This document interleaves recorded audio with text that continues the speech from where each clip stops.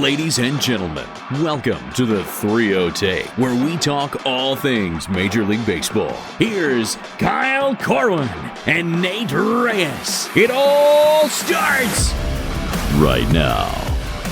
Welcome back to the 3-0 Take, presented by SeatGeek. This is episode 338. I'll be your host, Kyle Corwin. I'm here with my co-host, one of my co-hosts, Ryan Ripken. Nate is out today. He is on the COVID IL, as he described. So, hope he gets better. But I know it feels weird. It feels strange without him. Hopefully, he's recovering well.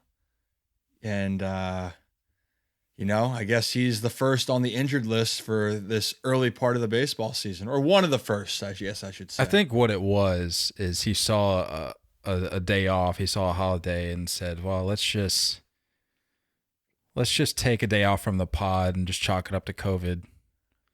That's probably... Yeah, just use my services a little bit more. I can just fill right in when needed.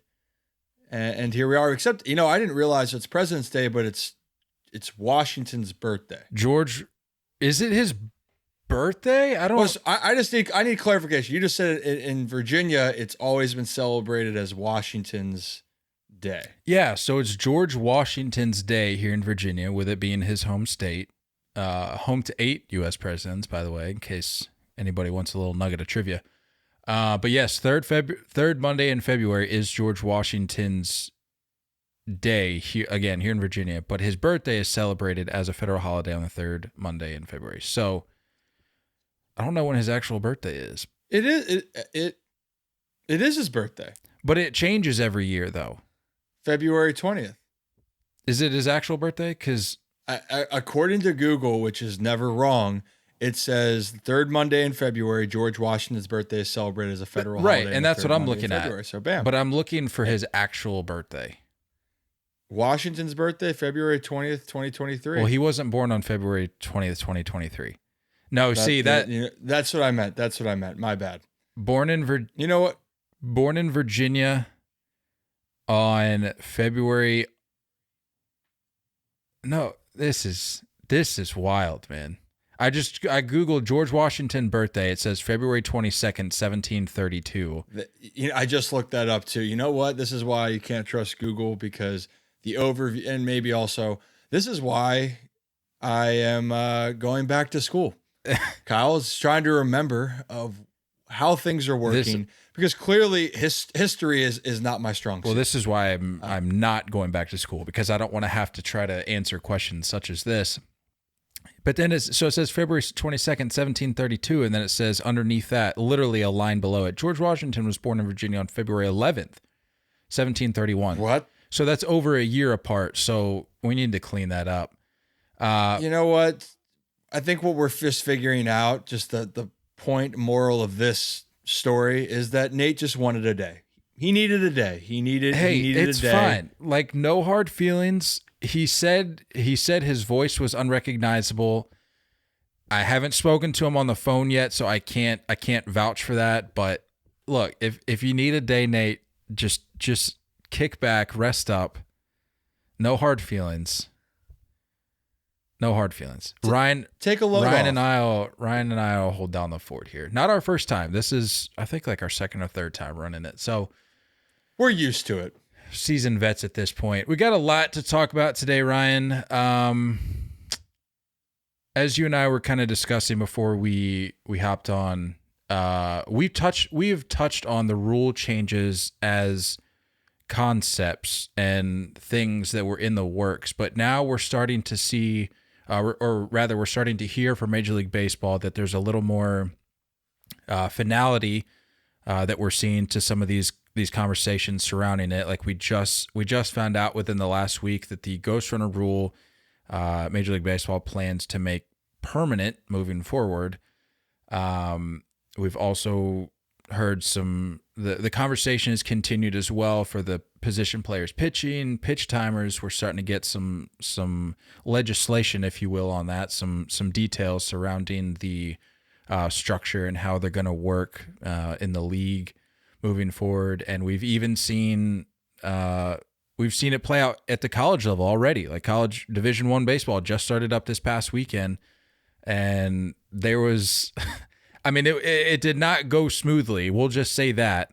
And you're already starting to see that conversation trickle into Major League Baseball in terms of people's frustration with it and how they see it translating or not translating, I should say, over to Major League Baseball. So we're going to dive into that a little bit. We're going to talk about Manny Machado planning to opt out. We got some Jacob deGrom stuff that we'll get to, Clayton Kershaw, so on and so forth. But before we get into those later things, let's start off with the rule changes. So the ghost runner rule being permanent moving forward. How about that? You do. I'm sorry. Say that again. One more time. I said, how about that? It's here to stay. Okay. I for some reason I thought I heard you say I love that, and I was going to have to ask you respectfully to exit the pod because I certainly do not. I certainly do not enjoy this news by any stretch. You know what? I don't mind it as much, and it's mainly and I will say, I got the minor league baseballs where all this stuff is experimented for the most part, right? So we had to experience it firsthand, and I really didn't know how I felt about it when it happened. But once playing and being a part of it, it helps the game move more efficiently or quickly, especially in the minor leagues where you're not able to travel by private plane. You're not able to, you have longer bus rides ahead. It does make the game go quicker, and it does save your arms. It does save your roster. So that's the only way I feel about with MLB. The same concept applies for 162 game season. Now, it should never be used in the postseason because those games are do or die. But I think that these rule changes, Kyle, I feel like are just going. Baseball's trying to evolve with the times for a lot of reasons. But obviously, I can see it. I can sense it with you. You're not about it. There's just, for me, the frustration stems from the fact that there's seemingly so much change happening at once. And sure, you can fall back, and I'm not saying you, but I'm saying like if you're Rob Manfred, you can say, well, I'm going to defend my decision to incorporate these things because we've seen it play out at the minor league level. It's like, okay, well, that doesn't change the fact that major leaguers have not experienced it yet, and you're just going to throw it on them, which rule changes are rule changes. Like that's how the game evolves. Like you just have to bite the bullet and say, here you go. But it's not just the ghost runner. It's you're making the ghost runner rule permanent. You are introducing pitch clocks. You're having to adjust strategically in terms of the position player pitching thing, which I know it's a rather minor issue, but I just feel like there's so much happening all to appease such a minority of people that quite frankly just don't care about baseball. Like, why are we trying to appeal to these TikTokers that are constantly in tweet threads saying not a real sport, don't care? Like any highlight that you see, not a real sport, don't care, show NFL highlights. It's like, why are we trying to make these people happy? And why are we trying to change the pace of the game when the majority of people enjoy watching the game? Like I saw, which I hadn't even thought about this before, but I saw a tweet reply, or maybe it was an Instagram comment the other day, and the guy said, I never go to a baseball game when I'm in a hurry, or I never sit down to watch a baseball game when I'm in a hurry. And I'm thinking that's such a common sense thought that I don't feel like is being thought about enough or entertained or considered enough. We're not going to these games so we can get it over with. And I read another comment where my mind went blank, but it was basically people saying, who are we trying to speed this up for? That's what it was. The comment that I read was, there's a reason they call it free baseball when it goes to extra innings. It's not a punishment. Like, people enjoy, there's a reason people hand over their money to go to these games. or hand over their money and purchase MLB TV because they want to enjoy the product. They're not doing it to check a box and say, "Oh, okay, family, sit around the TV. We got to watch a baseball game and let's just get this over with." So I just don't understand why we're changing the game so much. We're trying to overhaul the game so much to appease such a minority that at the end of the day doesn't care about baseball. It'd be different if they were indifferent about it, but they actively don't care about it, and they talk about how it's not a real sport. But yet we're going to change a game to make those people happy. You know, it's an evolution. There's a lot of ways to kind of tackle. I do think as far as the extra inning thing, it's not, again, it doesn't bother me as much, except growing up, I will say, as a kid or watching the game, I was excited because I thought we might see history. The game keeps going. It's a great experience, and maybe only X amount of people think that, right? Maybe other people don't feel the same way. But as far as for a 162 game season, I think it is fair to say that if you could shorten extra inning games to save some of your roster for the rest of the season, I think most people would take that. So at least as far as that goes, and quite frankly, you know, when playoffs happen, let it run. And I mean, the Mariners Astros being scoreless for going into the 18th, I mean, that's playoff baseball, pins and needles. You know, fans are it's tense. And that's still like that feeling's still there. And I guess it's sometimes hard to replicate that over 162 game season. The reality of it all is that even if we're saying it's a small majority, this is just kind of where the world is going to. And the people that have loved the sport for so long, the times just are changing. I mean, if you look at all the leagues right now, they're all looking at trying to either, if it's safety of the game, how to make the product more interesting. And football has the biggest upside because it's people's favorite sport to like watch. College football, the NFL, people are glued. That's a reality. The NBA changed the rules to try to make things more exciting, safer, whatever you want to say. Baseball's trying to do that too, but to your point, baseball is not a sport that you can rush too much. Now, the pitch clock situation, again, that will be adaptable for players, but it's going to be harder for especially some of these veterans that have been there for so long that now you want to change it. And I think to your point, for people that love the game, you might feel that it's just too much at once, and which I get, but you know, baseball, that is an issue that they really are trying to figure out how do we make it more exciting, because the other part of it too is not every city is having this tremendous turnout. And people want to watch a more quicker paced product, mainly at home. When you go to the stadium, Kyle, right? Like you're going for the experience. Like you're going to be there. And then you have baseball fans at home who they buy MLB TV and they want to watch the game. But then you have another audience that you don't want to lose. And I think that's where you're right. And you could say it's a small percentage, but the more and more that percentage grows, which it will, how do you get like the average fan to want to keep tuning in to maybe one of their favorite teams if they think that the product isn't moving as fast? I'm trying to think of it from a business side in that case, right? So yeah, and I guess for me though,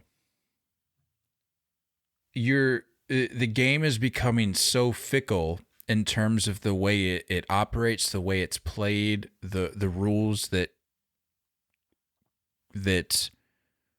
are built into the game. If you're constantly tinkering with the product, it's already hard enough to compare eras. Like you take the era that we're in now and you try to compare it to the steroid era. It's really difficult. It's really challenging. But then you start incorporating rules of which aren't applied to the very game that we're talking about here in the postseason. So you're essentially playing two different games with two different sets of guidelines, which I think is ridiculous in and of itself.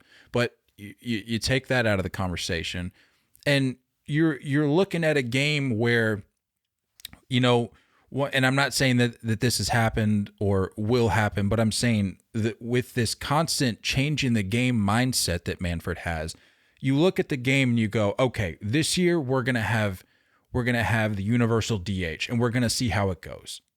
And then the next season we're going to remove it and go back to just American League DH. And then we'll see how we'll compare the two. We'll tinker with that and see how that goes. And then we may just introduce the universal DH altogether, which is basically something that happened. Like you introduce the universal DH for the shortened season. We'll see how it goes. And then you know what? Let's just go all in.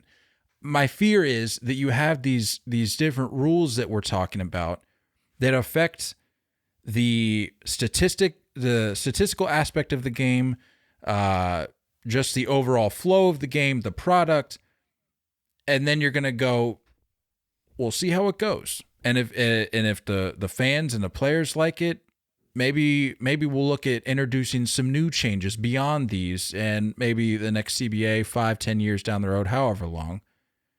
And then you just got a completely different game. Like for me, and I know this sounds crazy, but it's like before players used leather gloves that we see now and protective equipment. Like to me, in my mind, that's an era. You make that leap into introducing gloves and protective equipment. It's like, okay, we're going to stick with this, and this will be the game for the foreseeable future. I don't see that with Rob Manfred. I see him tinkering with this product to make it the most attractive, appealing thing as he can. In his mind, because we've already seen the outrage surrounding a lot of these rules, it's not the most attractive product that he can create. It's just in his mind.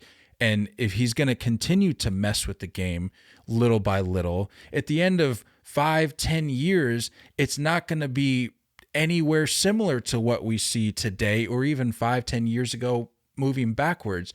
And at that point, the game is just going to be so impossible to compare year to year to year. Forget about era to era. Like 10 years down the road, well, this guy's numbers are this because of this rule or that rule or a combination of these rules. And that's, to me, you're changing too much, and it's just messing with everything. And we'll get into it here in just a second, but we've already seen it incorporated into the college level, and you've already seen the confusion come from that, and guys essentially having to learn on the fly, umpires included, players, coaches, the like, fans have no idea what's going on. It's just a mess. And I know that there's a learning curve for any change that gets incorporated, but you're seeing the results of these changes and how they're not creating the result that you're looking for in terms of time saved or a more attractive product. Yeah, I think the bigger part or the frustration is when things are being changed, how much you can see it can mess with the how the experience are for fans, but specifically the players. And you're talking about the college game, to make adjustments like that on the fly can be extremely frustrating.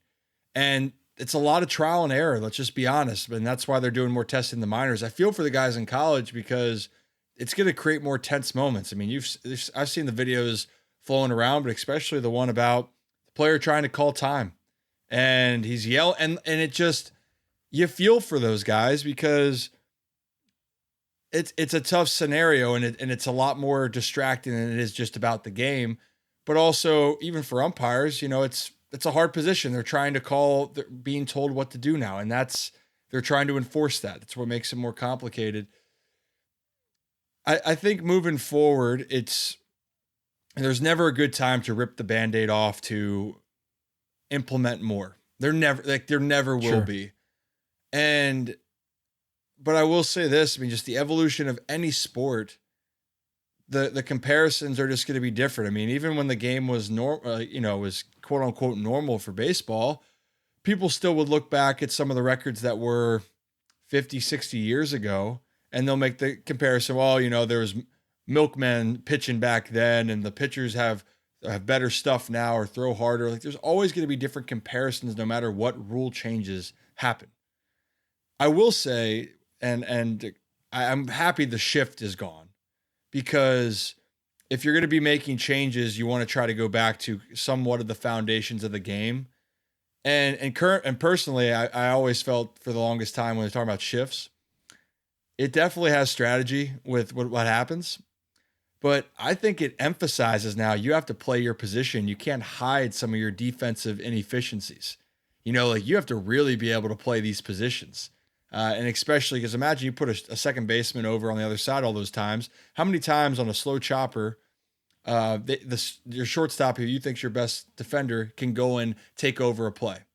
And you already have guys there, so they have to cover less ground. It makes it easier. So I like it's going back. But to your point, I understand why it's worrisome. And in the college game, especially, the biggest worry that I have for the sport is really how do you continue to get kids to want to continue to play and be excited about the future of playing baseball.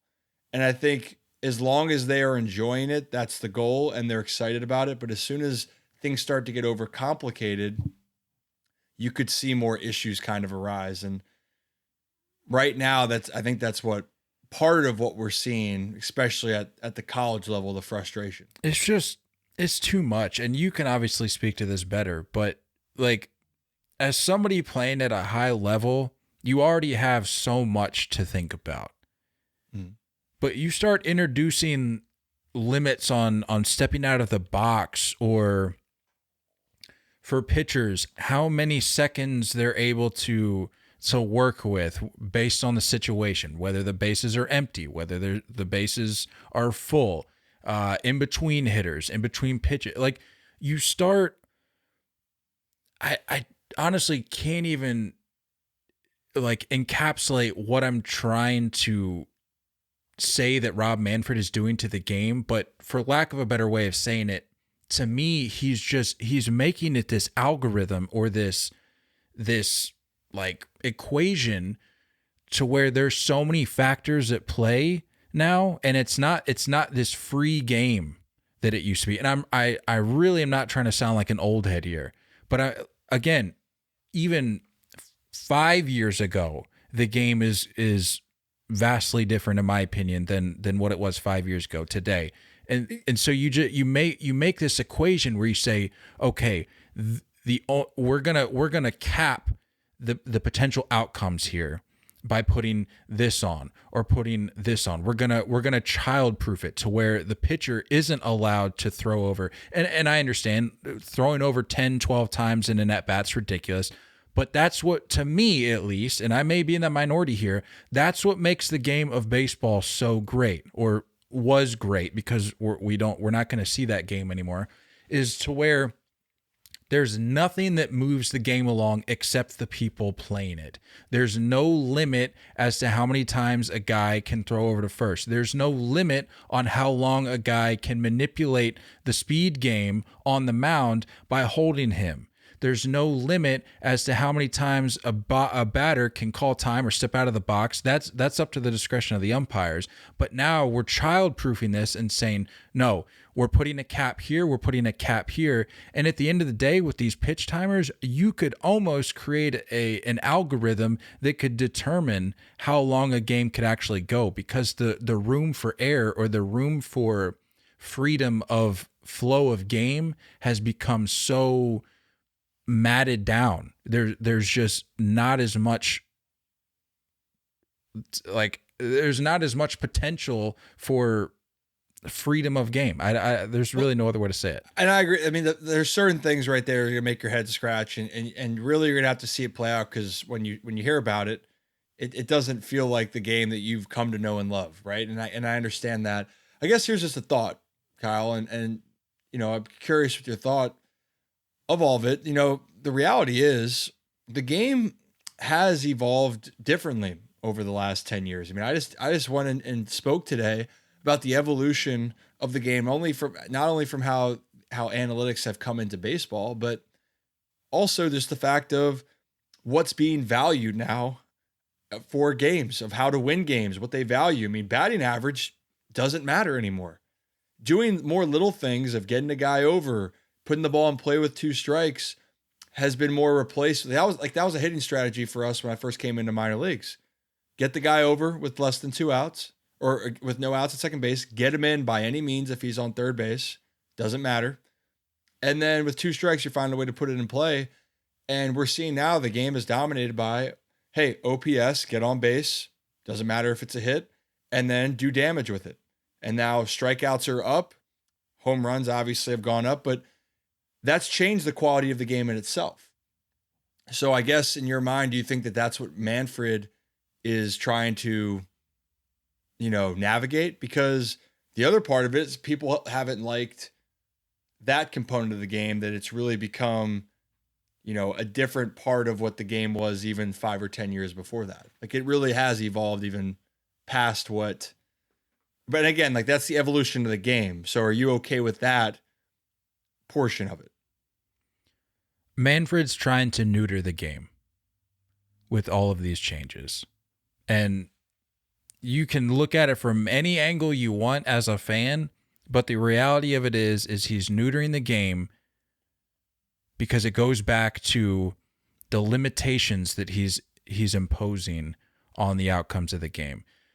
I think, and with those changes, he's trying to make it resemble a product such as the NFL, the NBA, so on and so forth. Major League Baseball is not the NFL. Major League Baseball is not the NBA. Major League Baseball is Major League Baseball, and the people that like baseball like baseball. It's possible that people that like baseball also like the NFL, but they don't want them to be interest of theirs for similar reasons. If they like baseball, they like it for the untimed nature of baseball, for the anything can happen here aspect or perspective of baseball.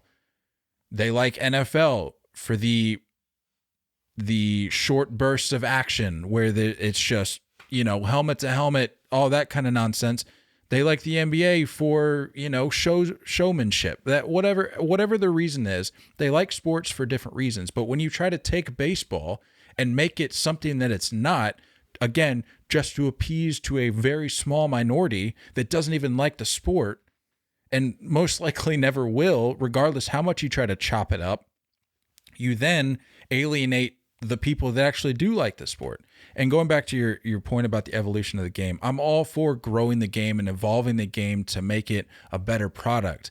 But changing the game for the sake of changing the game is not making it a better product. Listen to the people that play the game.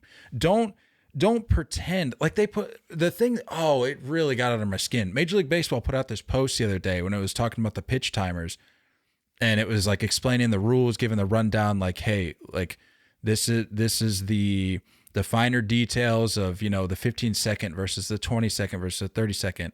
And at the top of the post, it literally said, you asked for this. I'm paraphrasing, but it was basically like, here's what you asked for, and here's how it's going to play out. And I said, who's asking for this? Like, don't create this false narrative to push along your agenda. And I get that that's what businesses do. That's what organizations do. That's what sport entertainment organizations, entities do. But like, listen to the people that are playing your game. Listen to these pitchers coming out and say, like, no, like, pump the brakes on this pitch clock. Pump the brakes on position player pitching limitations and legislation stuff. But they're just turning a blind eye to that and go, you know what, we're gonna push this right along and say that we're hearing this crazy interest on these particular changes. So again, going back to I feel like I'm getting off on a tangent here. Going back to your point about the evolution, I'm all for growing the game, because if the game didn't grow, like the point I just made a little while ago, we'd still be playing with little pieces of cardboard on our hands because we didn't evolve and say, hey, you know what, maybe we should incorporate or introduce some leather gloves or some protective equipment to make the game safer, just overall better. So the game has evolved, and I'm all for the game changing, but don't change it just for the sake of changing it, just to leave your stamp on it as the commissioner or the administration as a whole entity. I'm not about that. I've started to sense, and not sense. I think I got where you stand on the in case I haven't made it clear, I'm really not about these rule changes. Like, I'm sure, because I'll be the first to say there have been things that the game has introduced where I've been like, face value, I'm not wild about this, but this is not a hill I'm going to die on. Like, I'm sure people will come around to this. For example, the one example I always use is the screens down the baselines, where people are like, what do you mean we're putting nets down the lines? I won't be able to watch the game that I've known and loved. It's like, okay, as somebody who gets rather outraged at new things from time to time, even I can look at this and say, give it 2 months once they introduce these nets, and you won't even remember that we didn't have nets. Oh yeah, and look, like you'll be very thankful that you did. Yeah, like believe me. You'll be thankful that they introduced it because your life will probably be saved, and you're gonna realize how inconsequential they are in terms of obstruction of view and stuff. So I say all that to say that there have been things that the game has introduced where it's like, okay, I'll let that slide, but there are certain things that I feel like people just have to kind of, the majority, I'll say, have to make their opinions known, because otherwise the game is just going to continue to spiral downward in terms of the product, because Manfred thinks he's creating this product that's going to be attractive to everyone, when in reality it's not. And again, I think that the time's going to tell how this is going to turn out. And if it does not go well and it does not go smoothly, and there's going to be some growing pains. I mean, even with all the sticky stuff situation, that caused a lot of friction and tension. If we see moments like that, it's definitely going to be brought to the forefront, and players are going to let them know. I will say, as far as the players union, it's the reason why it's a strong one of, if not to me, the strongest union out there. They'll let their voices be known and heard, how they feel about the game. But I guess we'll all see it fully in action. I'll tell you what, the pizza boxes though, that one's definitely for safety. And to be honest, you forget about it, but man, it looks massive initially, but that's one too, that won't be that's minor. Don't worry about that. But I would like to see if you have another tangent as the season goes on. So everyone stay tuned, because I look forward to when we get Kyle going. And look, I mean, I know I joke about it, but like, we're all about integrity on this podcast. And if it turns out that like these things are more inconsequential than we're maybe giving them value to, then it's like, okay, I'll be the first to admit maybe I overreacted a little bit. But I genuinely think that these specific rules, the Ghost Runner, making that permanent and just making it not baseball, like that's 12U travel ball Sunday game, trying to get the games over with so everybody can go home and get their week started on Monday kind of rule. Like nobody wants that. And again, it goes back to my point about there being free baseball. It's like, people call it free baseball because they enjoy it. Let's put an end to that. Let's limit how many times that happens. I will say though, I've had some wild Ghost Runner games, and when they put the runner on second base, I mean, things can get pretty crazy. And right when you think the game's going to end in maybe the 10th or the 11th and it's gone further on, or you think, you just need one run to win, and it turns up being 3, or a team scores 3, then you answer with 3 or 4 to win. There still is a lot of excitement. So that's why, for me, at least, I feel differently just because I went through it. I think that one will be okay. Just, I hope that it never gets added to the postseason. That's the one thing I don't want it to be. Try to keep the game as clean as possible. Even like the same thing with the pitch clock. I'm okay with these rules during the regular season, but when the postseason rolls around, there should be no time clock on it. But do not put, but I understand, I know what you're saying, but from a long season standpoint, it's very taxing on a team. Oh, no. It's very taxing on players. And that's why having the runner on second base, having the pitch clock, you're trying to keep the speed up. You're trying then to not have games get out of control later on. It's all part of it. So it's all part of the longevity of trying to keep rosters together. But when the playoffs start, make no mistake, nothing should be held back. If it is 0-0 in the 25th inning, we're not changing a thing. And they could take as long as they want on the mound, because I'll tell you what, the people that are at those games aren't going to be caring about how long the game's going to be. They're just going to be on the edge of their seat praying that their team pulls out a win in the playoffs.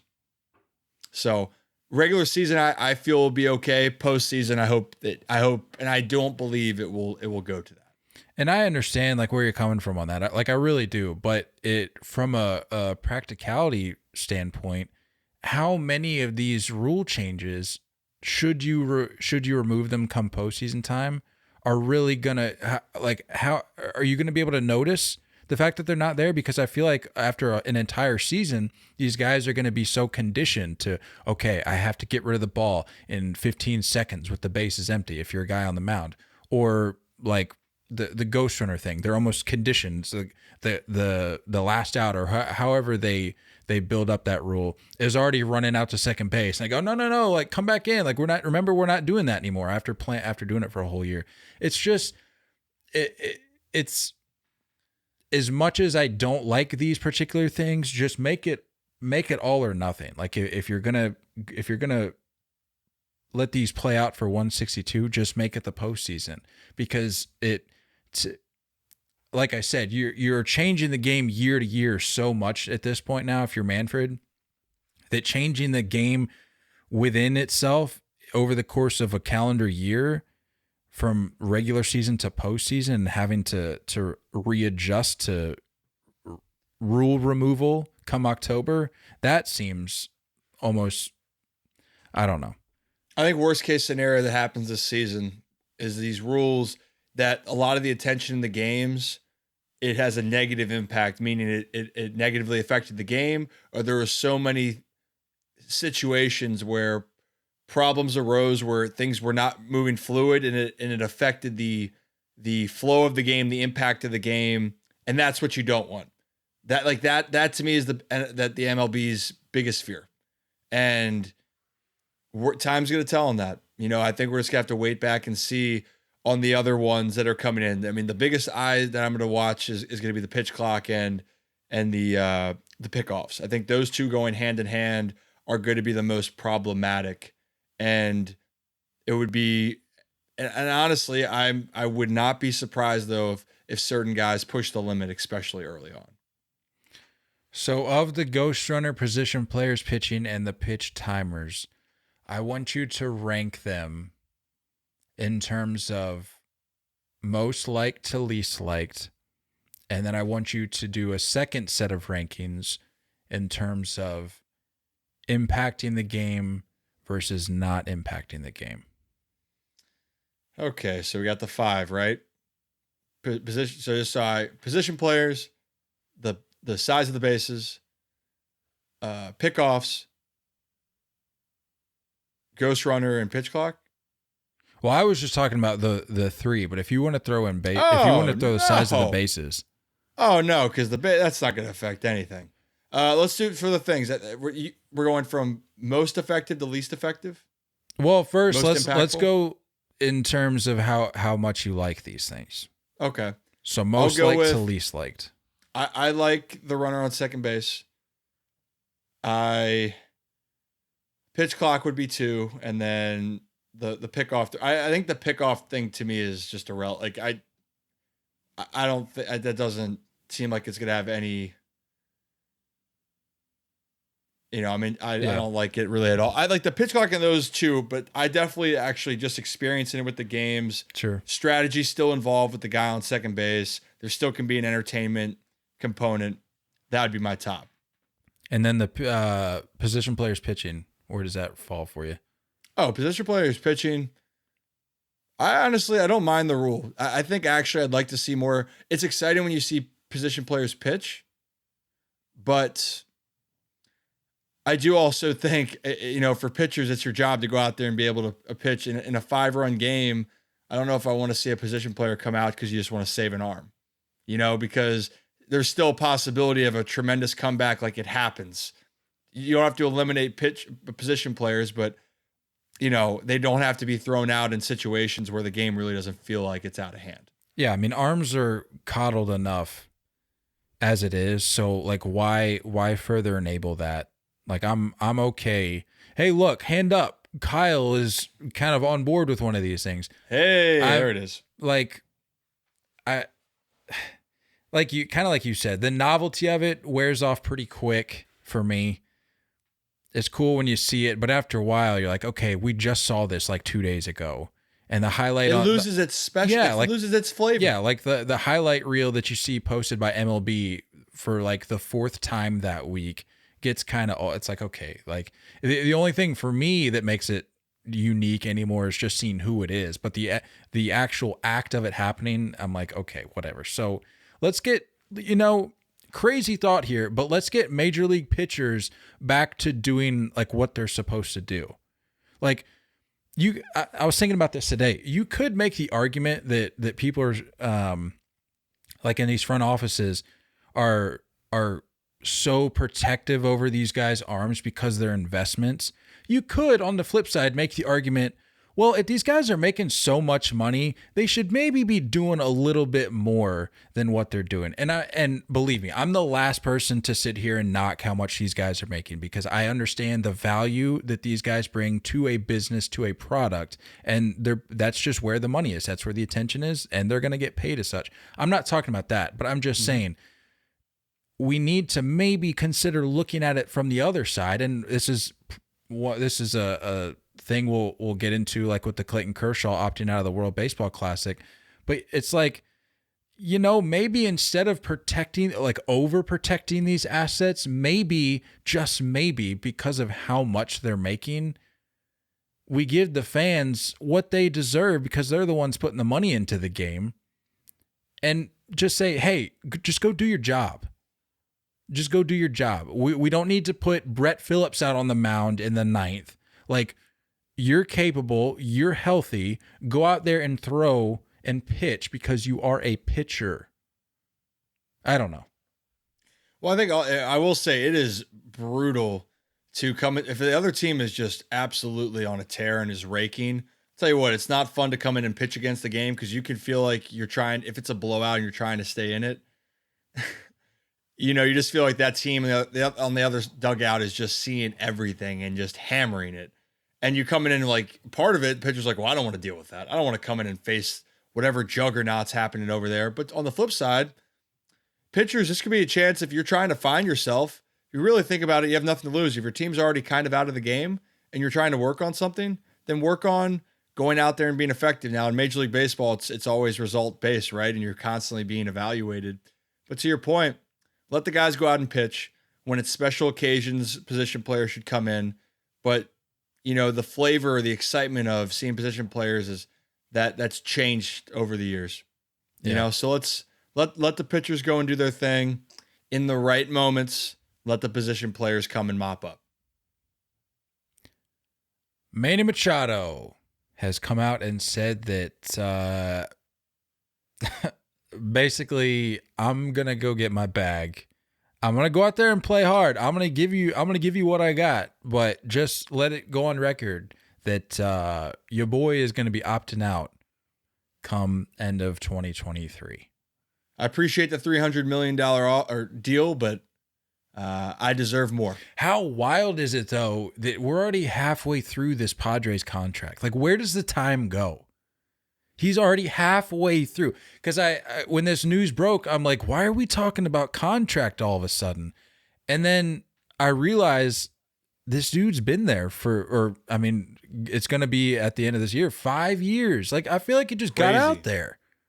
Yeah. And now we're talking about opting out. And I mean, if you're Manny Machado, that was not a terribly placed opt out. If I'm being honest, like right smack dab in the middle. Him and his agent knew what they were doing. They knew of the situation. And to be honest, the market, especially with other players, and you just saw what some of these free agents just got this past year and how well Manny Machado's played. Could not have worked out better for him. Hell yeah, I'd opt out. Absolutely. Yeah. Oh, these guys are making that money? Well, I'm still a MVP caliber player at this day and age. I deserve to get paid more. So kudos to him and his agent.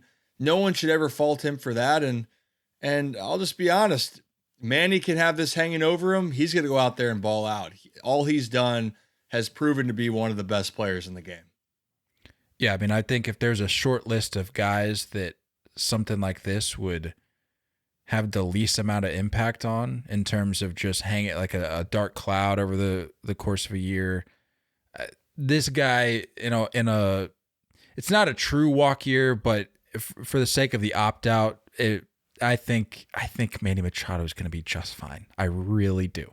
I think he's going to go out and have a great year. I don't think that he's gonna feel like he's up against it with the questions from reporters after a game or whatever.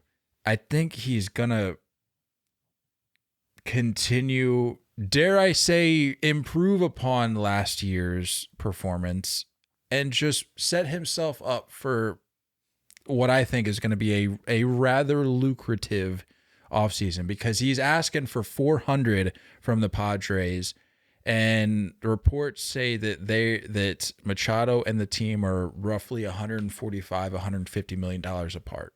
So yeah, just a tad off. Just a tad. I mean, this is where it's going to get very interesting for him. But his annual salary is going to increase, and the reality of just we're talking about having a premier player at a third base is a hot position, and he has the ability to play shortstop. Like, make no mistake, I don't think he's going to go back to it, but he can play it. And there's going to be teams that are going to want Manny Machado, and he's just been a consistent player for years and years.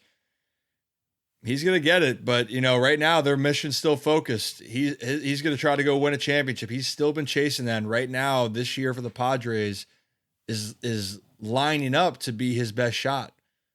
And so he's got all the incentive in the world to go out and win a title. So everything else is going to be a bonus. It's not a matter of if, it's just going to be when and who's going to pay Manny his bucks. And if you're the Padres, safe to assume that you're going to be one of the teams in the Shohei sweepstakes. So if you're the Padres, you're probably looking at Machado and saying, like, if we're not able to work out a deal, that's fine. Because you have to assume that, I mean, correct me if I'm wrong, you may feel differently about this, but if I'm looking at Machado, Juan Soto is the kind of guy that you're going to want to keep around. Mm-hmm. And if you're trying to go in on the Fernando Tatis situation is muddy for me as it is, just with, fan perception, the way the team has been rather vocal about in terms of how they feel about him, not really going to bat for him.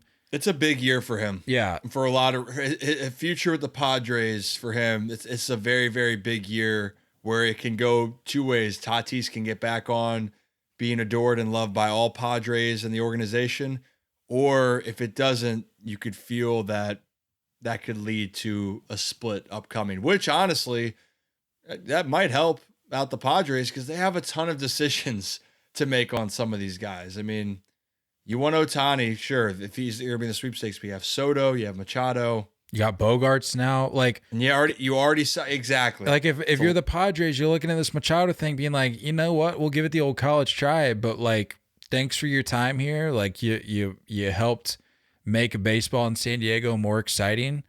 But we got another big name who's also going to be demanding quite the amount of bucks. So take care. We'll see you later. We'll see you around the league. But we're going to have to let you go because we have other pieces that can slot in, and it'll free us up to go after Shohei, which they're, like I said, they're without a doubt are going to be one of the teams that are in the mix. Partially and primarily is because they're one of the few teams that will be willing to fork out or fork over that kind of money, because as we've seen, owners really don't like to spend money except a select few. So that's where we're at. But even with all that money, keep in mind, even if they're willing to spend, Ohtani, Soto, Machado deals, 3 players right there. I don't think that you can say, yes, you're willing to pay. That's a lot to afford for 3 players when you're filling out a roster. It's not plausible to see that happen. So there's a lot of things going on, but for Padres fans especially, this is the year. If this is how it's shaping up, this looks like your best shot. And I hope, because it's hard to win. We can talk about it. That'll be another segment, Kyle. We can go through all the droughts that teams have gone through. of not winning. Some fan bases have been waiting a long time, and if the moment comes, hopefully you enjoy the ride as long as you can, because there's no guarantee that you're going to get it or it's going to last for as long as you think. Yeah, the Padres have to do it. They absolutely have to do it, because you're not going to have this level of talent probably in the foreseeable future, especially if for whatever reason there's a change in the front office, there's a change in ownership, there's a change in, we don't care what it takes, just go get this guy or that guy. Everything is lining up for them to actually finally do it this year. And if you don't take full advantage, if you don't pull all the stops to make this happen, you might not get this same opportunity again. A team that you could say is maybe tinkering with that approach, Texas Rangers. Unfortunately, one of their assets is pretty good. You may have heard of him, Jacob deGrom. This was this past week, but his workout was pushed back, and to the delight of, I mean, I hate to use that word, but let's face it, the delight of Mets fans who said, "We told you." The Rangers are now in a situation where they're being extra cautious with Jacob deGrom. And so I ask you, Ryan, do you think this is cause for concern? Do you see a repeat scenario or situation in Arlington as we saw in Queens with Jacob deGrom? I will say, I think spring training, it's so early to really jump to it, right? It's just shake it off. It's a long time, but it depends on who you're talking about. And when you're talking about a pitcher like Jacob deGrom, who's had the issues of staying healthy, it just makes you worry. That's really it. Even if this is nothing, if this is absolutely nothing, which I hope he is good and he's ready to go, because he's going to be needed for this Texas Rangers team to try to overthrow the up-and-coming Mariners and the Astros that, by the way, are still the defending World Series champs. You're going to need him. And even if everything's fine, it's just Rangers fans, you're going to be thinking in the back of your mind, is everything okay? And I think that's the doubt that's a worry and a fear. And I think that just also, you don't want to kind of see this happen. I mean, it's sad, I guess I should say, that even with a minimal thing, everyone now is thinking the worst for Jacob deGrom. That it's good. I think like that to me is the tough thing, but people, you can understand why. Yeah, which I was going to say, I feel like is fair. Like it's not. It's a fair thing, even though, like I said, I hope everything's good. And Absolutely. Usually when you're talking about it, it's nothing. Usually you're going, it's nothing. But because of who we're talking about and because of the history, it doesn't make you feel all relaxed. It makes you feel a little bit jumpy, a little bit unsettled. You don't want it to be a recurring thing, which it has been. Yeah, and it has been something, I should say. Yeah. It's of course it goes without saying, but we never wish any setback on a guy.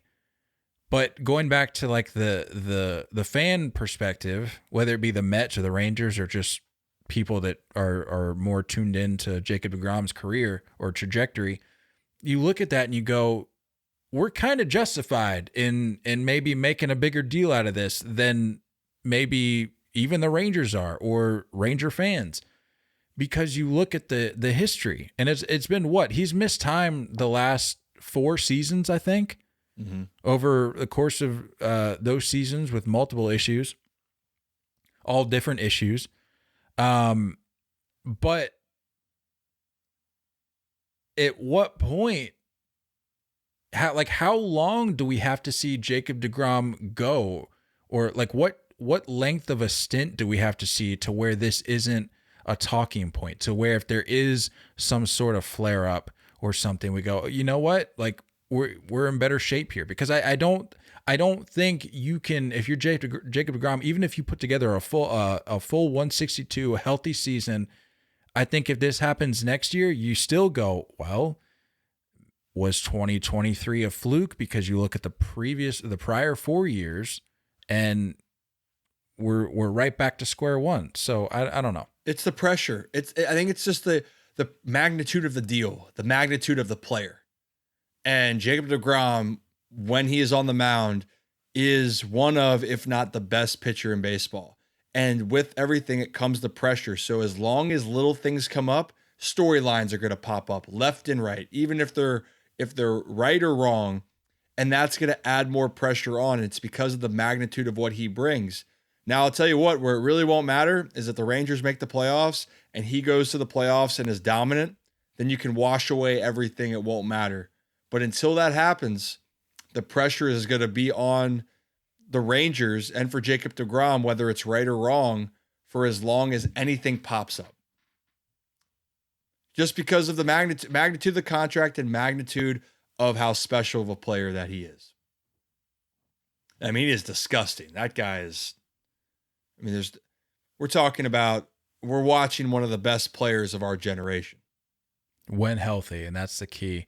Speaking of health, just moving down the line here for the sake of time, Clayton Kershaw has announced that he is backing out of the World Baseball Classic. Last I checked, we still don't have any real clarification as to why. It's safe to assume that it's for preventative reasons, for health and safety concerns, given his history and all that. But looking at the bigger picture here, Team USA, and Nate and I kind of touched on this an episode or two ago, but they're hurting. They are hurting at this point from a pitching point of view, because you can look at the lineup all you want. You can say, well, this is maybe one of the most talented lineups we've seen in recent memory, top to bottom, in any event. But that's only going to take you so far, especially with the team like lineups like you're seeing out of the DR and teams like that. So with Nestor backing out, with Clayton Kershaw now backing out, we're in a sticky situation here. Yeah, and that's the thing is, I think the whole issue is about insurance being not being insurable for some players for the World Baseball Classic, and it's a shame. And this is where it's disappointing, because the Latin countries specifically, and every country has pride for their teams, but it means a lot to play for their country in these moments, and it's exciting. Like we talked about, the World Baseball Classic is a blast for that reason.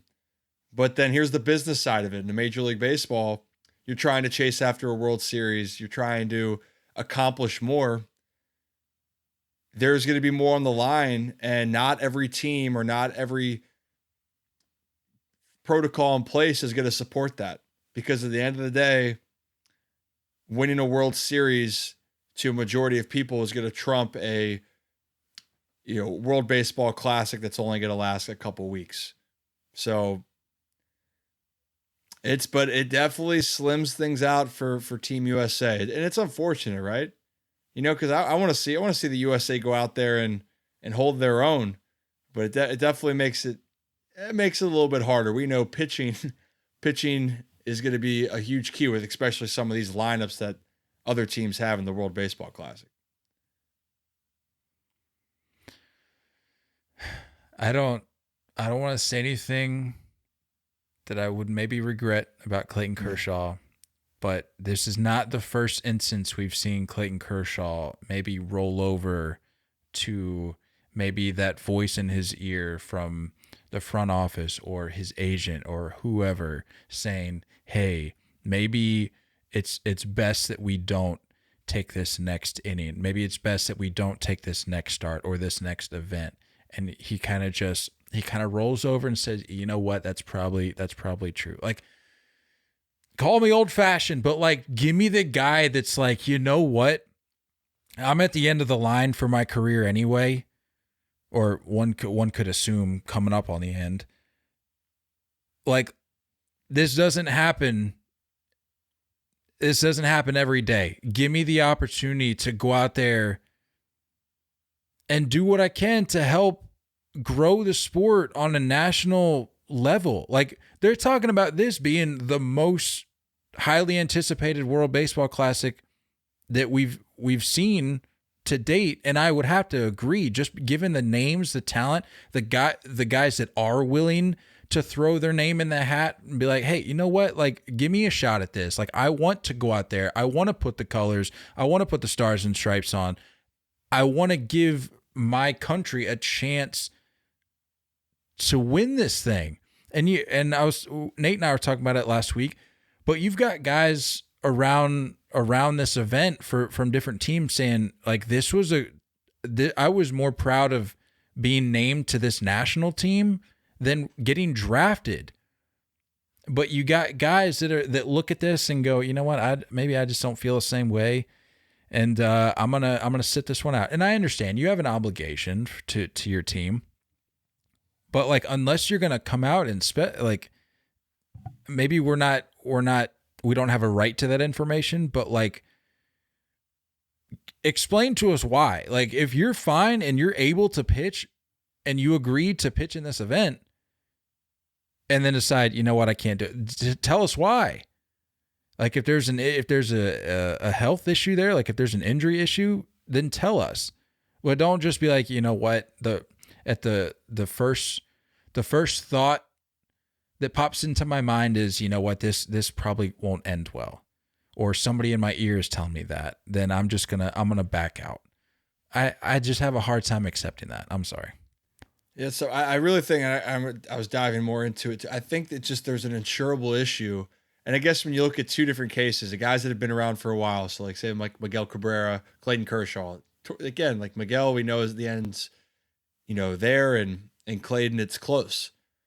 And at least for Miggy's situation, you're on a team where the aspirations aren't there to win a title this year. I mean, you're going to a season hoping to win as much as possible, but not a lot of people are expecting the Tigers to be World Series playoff contenders. We'll see.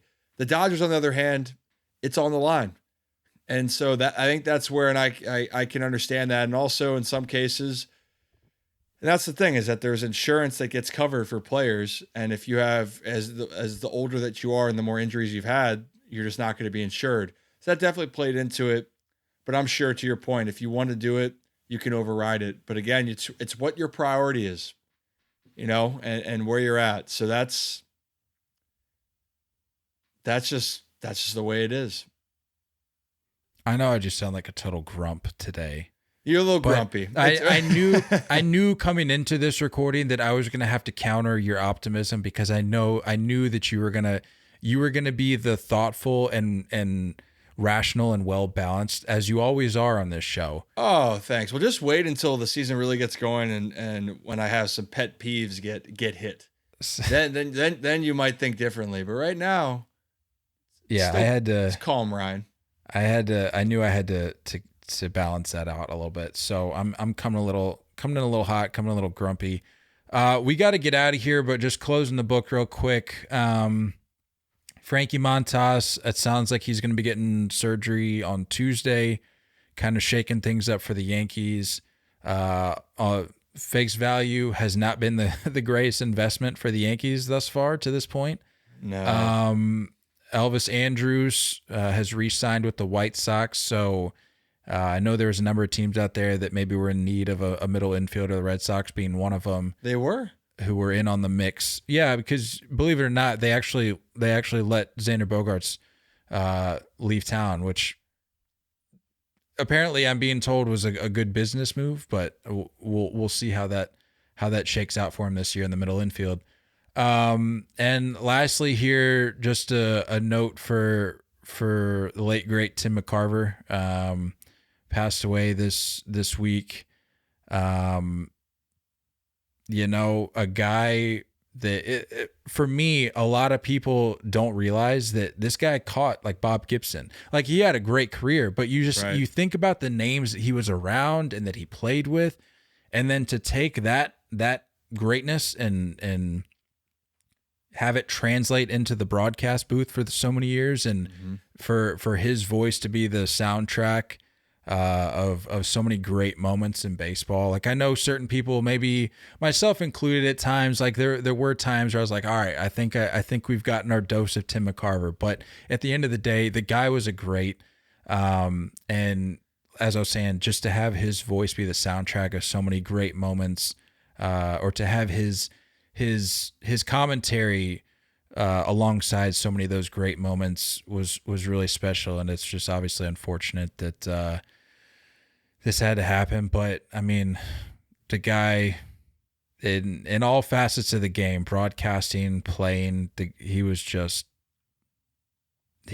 a guy, and he will be missed. Yeah, that's the thing. It's a part of life, you know. At some point, all of us have our time, and you hope along the ride that you can have some great experiences, and then be able to leave positive impressions on people. And he definitely checked those boxes from his playing career and to moving on into broadcasting. It's really, you know, those are things that I take with, and I'm sure a lot of the people that got to work with him and be around him will feel the same way. And, you know, sad to see him go, and I hope he can rest in peace, but thank him for all the great memories that I at least got to experience, especially in his broadcasting career as I was growing up as a kid. Absolutely. Well, unless you got anything else for the folks. I think that is it. We will save more rants about the rule changes moving forward. Who knows? Maybe they'll put another one up in a week or two. I can't wait. I can't wait to see what the commish has got up his sleeve to make the game, the product better. I can't wait. Well, until that day, for at least for today, enjoy the rest of your guys' day. Thanks for tuning in, and remember, it's always a great day to have a day. We love you all, and as always, looking forward to talking more baseball with you guys soon. Until next time, stay filthy.